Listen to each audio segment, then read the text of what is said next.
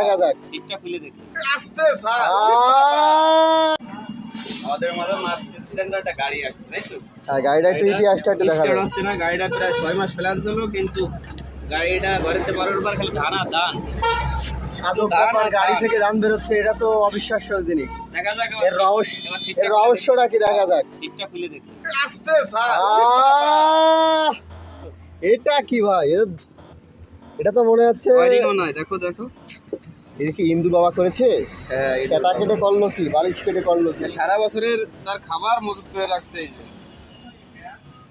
এই যে গাড়িওয়ালা ভাই, বাইরে যে কত টাকা ধান মানে বেঁচে গেল ভাই, এখন এটা এই ধান দিয়ে সেদ্ধ করে ভাত রান্না করে খেতে পারবে।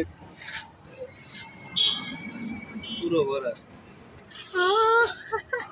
যারা গাড়ি বাড়িতে ফেলায় রাখেন তারা একটু সাবধানে থাকবেন। ভাই ব্যাক